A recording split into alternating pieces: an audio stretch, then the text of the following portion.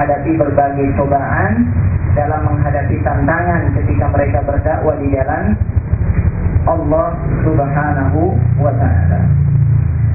Nah, karena itu beberapa ulama kita seperti Atha yang mengatakan la yasma'u surat Yusuf, la yasma'u surat Yusuf mahzunun illa faraha ilaiha. Tidaklah orang yang sedang berduka, orang yang sedang sedih, orang yang sedang risau mendengarkan kisah surat Yusuf kecuali dia akan merasa lapang. Ternyata ujian yang dia hadapi tidak ada apa-apanya dibandingkan dengan ujian yang dialami oleh Nabi Yusuf alaihissalam. Nah, ini yang akan kita bahas pada malam hari ini. Mudah-mudahan ada manfaatnya untuk kita semuanya. Ma'asyiral muslimin rahimakumullah. Surat Yusuf ini surat yang ke-12, kaitan dengan sebab turunnya surat ini ada dua riwayat. Riwayat yang pertama mengatakan bahwa surat ini, dan ini surat yang khusus bicara tentang Nabi Yusuf. Kalau kita lihat tidak ada nabi ya, dari sekian nabi yang diutus oleh Allah Subhanahu wa ta'ala yang kisahnya diabadikan dalam satu surat, tidak ada, kecuali Nabi Yusuf alaihissalam. Ini persis satu surat bercerita tentang Nabi Yusuf, tidak bercerita yang tentang yang lain. Kalau nabi-nabi yang lain, misalnya dalam surat Al-Qasas dan sebagainya, dalam surat Al-Anbiya, itu sepotong-sepotong tentang nabi ini, nabi ini. Tapi khusus terkait dengan Nabi Yusuf alaihissalam, dan ini merupakan penghormatan yang diberikan oleh Allah Subhanahu wa ta'ala juga kepada beliau, dibahas secara tuntas, secara utuh dalam satu surat ya. Nabi Yusuf alaihissalam. Ikhwanillah rahimakumullah. Sebab nuzulnya, yang pertama ada yang mengatakan bahwa dalam riwayat orang-orang Yahudi, seperti yang dikatakan oleh Muhammad Ali Al-Sabuni dalam Tuhfatul Tafasir, ruya anna al-yahud sa'alu Rasulullah sallallahu alaihi wasallam an qissati Yusuf wa ma hasala lahu ma'a ikhwatihi min auladi Yaqub fanazalat as-surah. Jadi ini kaitannya dengan permintaan orang-orang Yahudi. Orang-orang Yahudi pada masa Rasul sallallahu alaihi wasallam, mereka bertanya kepada beliau tentang kisahnya Nabi Yusuf. Karena kisah Nabi Yusuf juga ada dalam kitab suci mereka. Cuma mereka ingin tahu bagaimana ceritanya dari Nabi sallallahu alaihi wasallam tentang Yusuf alaihi salam. Ini versinya Rasulullah seperti apa? Mereka ingin tahu.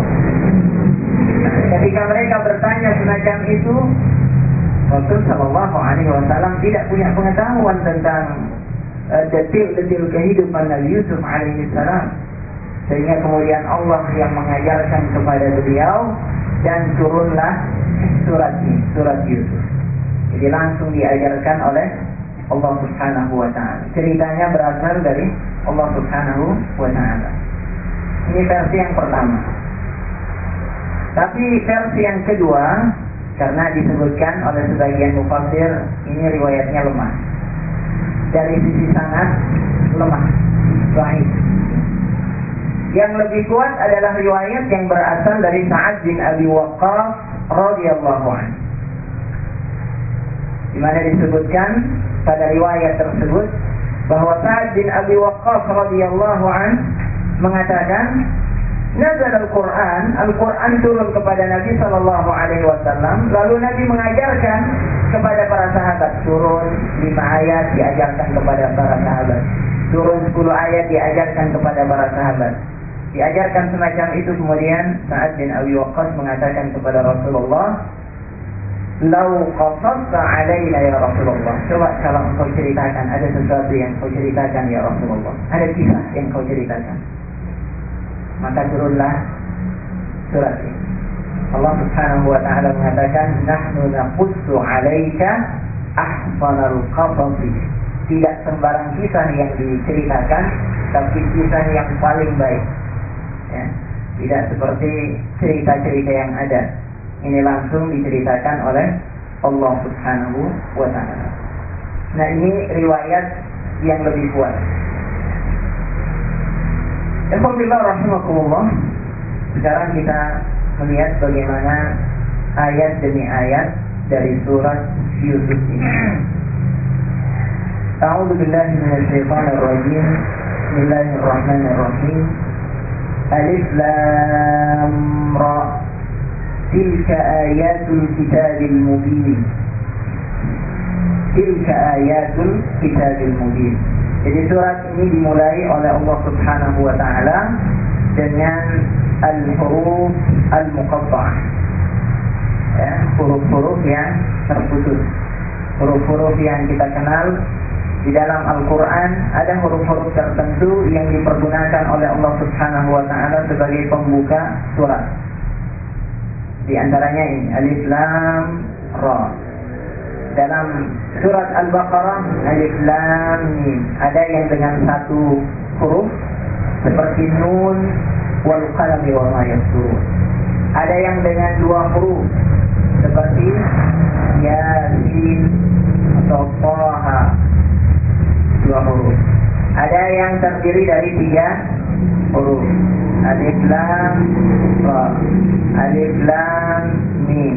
Ada yang terdiri dari 4 huruf, ada yang terdiri dari 5 huruf.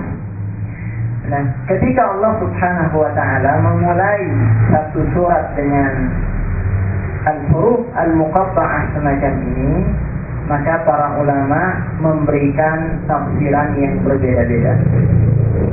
Tafsiran yang pertama, biasanya mereka melakukan pendekatan yang aman. Apa maknanya? Aman maksudnya mereka serahkan kepada Allah Subhanahu wa ta'ala. Allahu wa rasuluhu a'lam. Allahu a'lam bi muradi. Biasanya begitu. Allahu a'lam bi muradi. Yang lebih mengetahui maksudnya adalah Allah Subhanahu wa ta'ala. Sehingga mereka tidak mau mentafsirkan. Mereka kembalikan kepada Allah. Ini rahasia yang tidak diketahui oleh manusia, hanya diketahui oleh Allah Subhanahu wa ta'ala. Ini pendekatan pertama yang paling aman. Dan memang para ulama kita itu hati-hati dalam memberikan penjelasan, dalam memberikan keterangan dalam soal agama. Kalau tidak ada ilmu tentang itu, mereka diam. Kembalikan kepada Allah Subhanahu wa ta'ala. Ini cara yang pertama.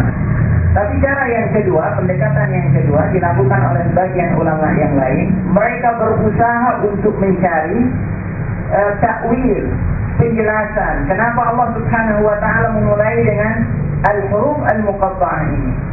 Ternyata setelah mereka meneliti, setiap kali Allah memulai dengan alif lam mim, alif lam ra, taha, nun dan sebagainya, selalu Allah Subhanahu wa ta'ala melanjutkan pembicaraan tentang Al-Quran Al-Karim. Ya. Alif lam mim, zalikal kitabu la raiba fihi hudan lil muttaqin.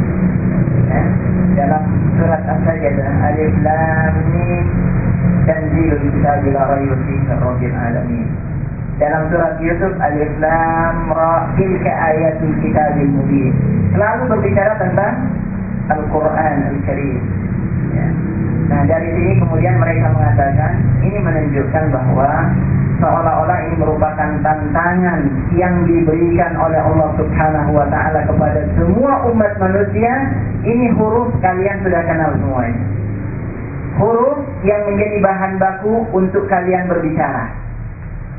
Kalau kalian sudah mengenal huruf-huruf ini, kalian silahkan buat seperti Al-Quran kalau kalian mau. Karena bahasanya tentang Al-Quran sesudah itu. Ini tantangan dari Allah. Kalau kalian merasa mampu, silahkan membuat perkataan, kalam atau ucapan yang persis seperti Al-Quran Al-Karim. Ternyata tidak ada yang mampu melakukannya. Nah, ini menurut sebagian ulama, jadi mereka mengatakan ini tantangan dari Allah Subhanahu wa ta'ala kepada mereka. Dan ini kunci-kunci rahasia, ya. Kunci-kunci rahasia dari Allah Subhanahu wa ta'ala. Sebagian yang lain juga meneliti Mereka mengatakan bahwa setiap